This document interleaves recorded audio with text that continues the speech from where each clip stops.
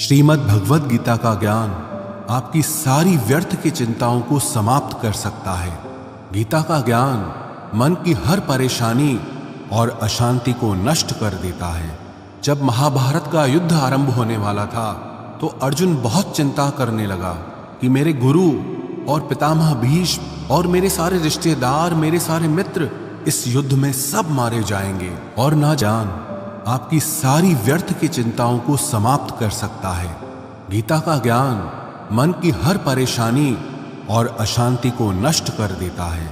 जब महाभारत का युद्ध आरंभ होने वाला था तो अर्जुन बहुत चिंता करने लगा कि मेरे गुरु और पितामह भीष्म और मेरे सारे रिश्तेदार, मेरे सारे मित्र इस युद्ध में सब मारे जाएंगे। और ना जाने कितने बेकसूर लोग इस युद्ध में मारे जाएंगे, ना जाने कितनी स्त्रियां विधवा हो जाएंगी, सब कुछ बर्बाद हो जाएगा, इस शहर की सारी रौनक ही खत्म हो जाएगी।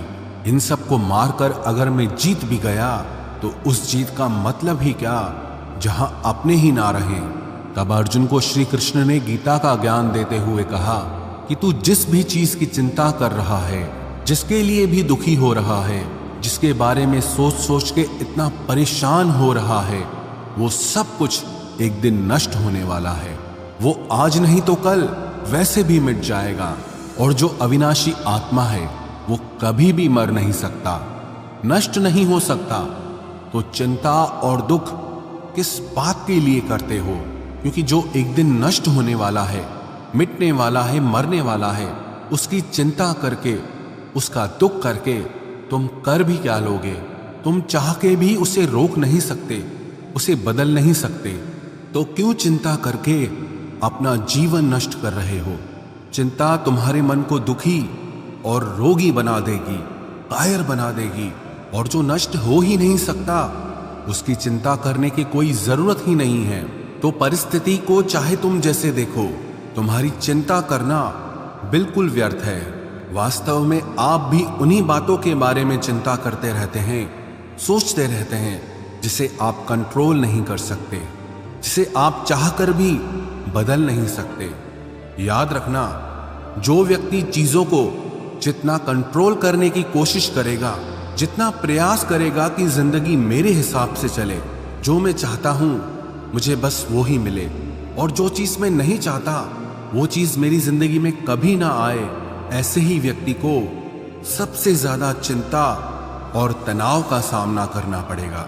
क्योंकि ये जिंदगी एक बहते पानी की तरह है, जैसे उसी पानी में दो तिनके बह रहे हैं, जिसमें से एक तिनका पानी की लहरों के साथ आनंद लेता हुआ बह रहा है कि पानी जहां जा रहा है उसके बहने में मैं उसका साथ दूंगा।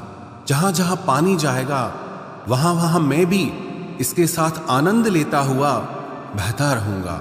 वो तिनका पानी के साथ बह रहा है, वो तिनका पानी के साथ नाचता हुआ जा रहा है, खुश होता हुआ जा रहा है।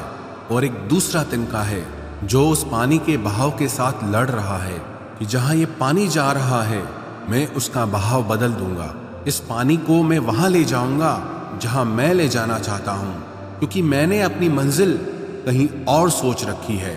अब वो पानी के बहाव के साथ लड़ रहा है, किनारों से पत्थरों से टकरा रहा है, पर पानी के बहाव को वो बदल नहीं पा रहा, बल्कि जितनी कोशिश करता है पानी से लड़ने की, उतना ही दुखी और उतना ही परेशान हो रहा है। ये जिंदगी भी ऐसे ही बहते पानी की तरह आगे बढ़ती जाएगी। लेकिन अब हमें तय करना है कि हम किस तिनके की तरह बनना चाहते हैं। या तो हम चिंता करके, खुद को परेशान करके जिंदगी से लड़ते रहें, जिंदगी से शिकायतें करते रहें, या तो फिर हम उस दूसरे तिनके की तरह बने कि जहां जिंदगी जा रही है उसी में आनंद लेना शुरू कर दें, उसी में ही खुश रहना शुरू कर दें। हमारी हालत उस व्यक्ति जैसी है कि एक बार एक राजा नगर से गुजर रहा था। उस राजा ने मार्ग में देखा कि एक गरीब बूढ़ा व्यक्ति अपने सर पर लकड़ियों का गट्ठर बांध कर ले जा रहा था।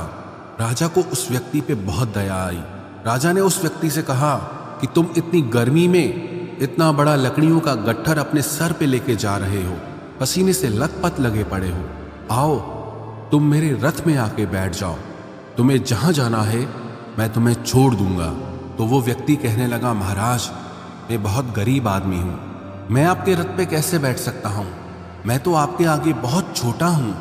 राजा ने कहा कि मैं छोटा बड़ा, अमीर गरीब नहीं मानता। मनुष्य को मनुष्य की मदद करनी चाहिए।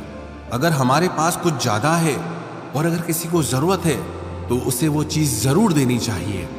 तुम भी एक मनुष्य हो और मैं भी एक मनुष्य हूं, और अगर एक मनुष्य दूसरे मनुष्य की पीड़ा को नहीं समझेगा तो वो मनुष्य नहीं है, वो तो पशु के समान है। इसलिए तुम मेरी गाड़ी में आ जाओ, मैं तुम्हें तुम्हारी मंजिल पे छोड़ दूंगा।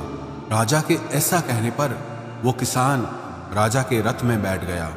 जब वो रथ चलने लगा तब राजा ने देखा कि किसान के सर से अभी भी पसीना बह रहा है। तब राजा ने गौर किया कि उस किसान ने अपने सर से वो लकड़ियों का गट्ठर उतारा ही नहीं। राजा ने बोला कि तुम अपने सर पे ये लकड़ियों का गट्ठर लेके क्यों बैठे हो? अब तो तुम मेरे रथ में सवार हो, ये लकड़ियों का गट्ठर मेरे रथ